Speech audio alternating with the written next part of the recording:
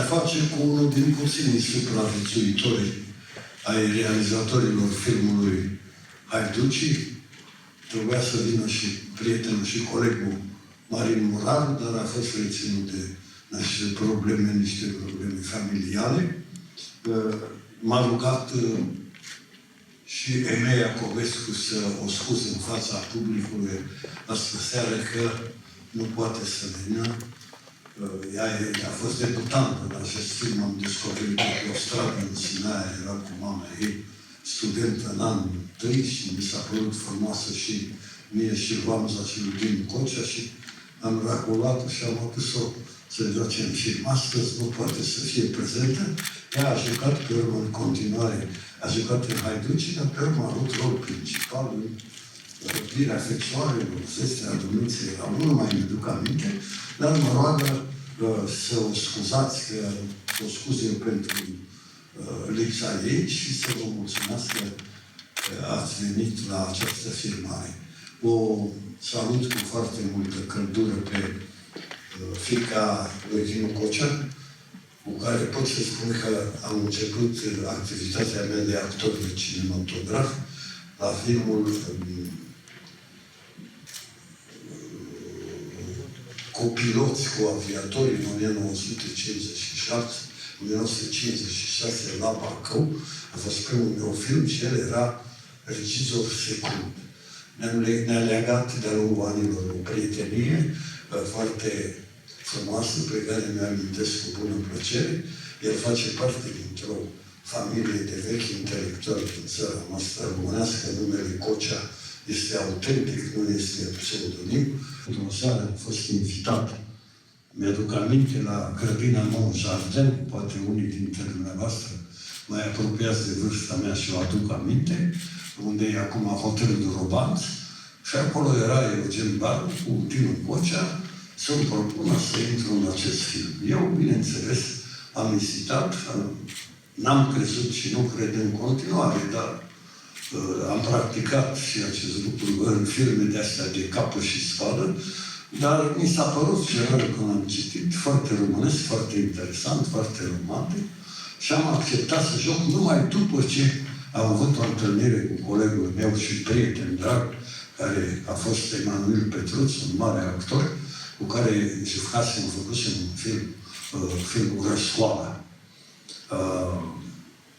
Foarte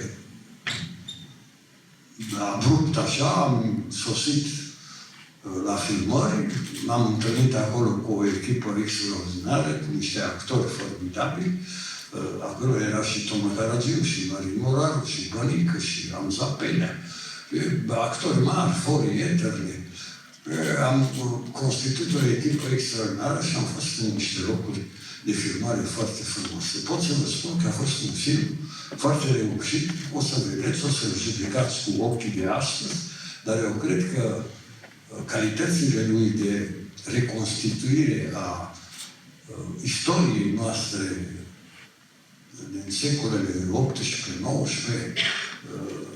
a istoriei noastre cu Haiduci, a romantismului acestor personaje istorice care au existat, o să vă dea mari satisfacții și mari bucurii, așa cum a dat și celor din generația mea, vorbesc de spectatori, și bucuria de a vedea niște actori care nu mai există între noi, au trecut dincolo lumea, să nu zicem a umbrelor, în lumea amintirilor, pe care o să-i vedem cu mare plăcere și cu drag și o să-i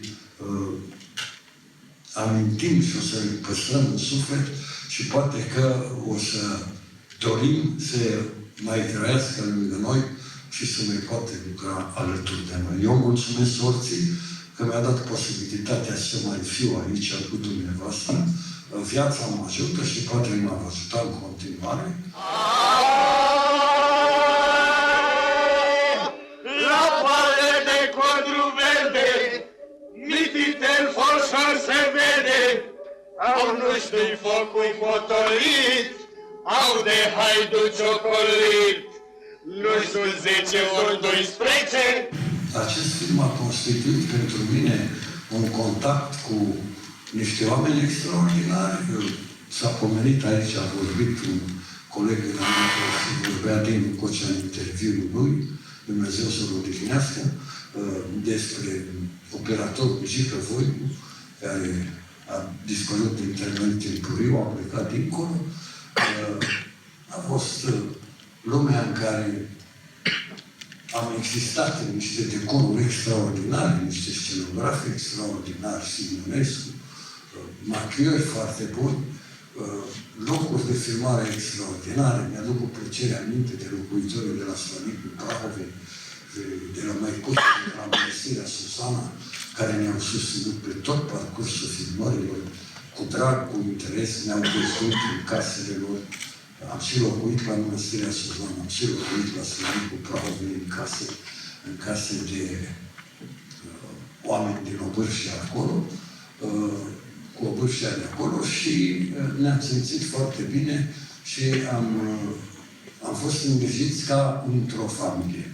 Mulțumesc celor care au în gând să continue aceste întâlniri cu filmele din trecut și sper că în această sală va exista încet mai multe lume, mai mulți spectatori. Și frate meu? Vânzătorul a ajuns om mare, bea și petrece. Sângele am să-i beau. Și ceilalți? Risipiți Samzo, fiecare la ciobul lui ca găina beată. Of, că mult am mai așteptat clipa asta, copiii mei. Să luăm iar potecile și să le călcăm câinește. Și când o fi în coptul viilor, să bem un vin de nisipuri și să auzim un cântec clocit. Hei, roiebule!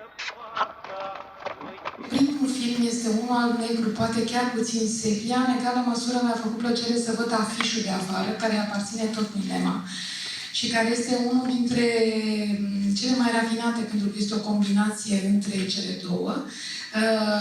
Cum spunea și domnul Besuriu, o puteți vedea în debut aici pe Emea Cobescu, despre care Tudor Caranfil, care se știe că nu este din decât o limbă foarte ascuțită, de obicei spunea că atunci când a descoperit un film și-a dat seama că va face o carieră, ceea ce s-a demonstrat ulterior, că a mers mai departe și în teatru și în film și acum a aflat și cum a fost descoperită.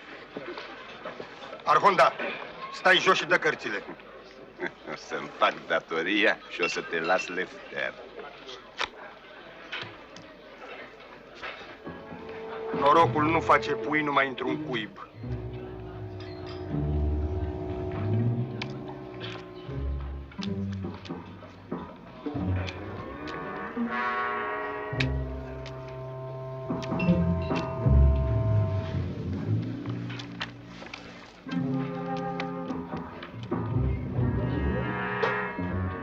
Mă bucur enorm că este aici Mihai Constantin, pentru că am văzut că există un DVD pe care l-a scos Mare Actor Român și unde este George Constantin, care George Constantin mi-a dăruit nu numai o mulțime de filme, dar mi l-a dăruit și pe el, care este extrem de talentat și ne face plăcere de fiecare dată când îl vedem.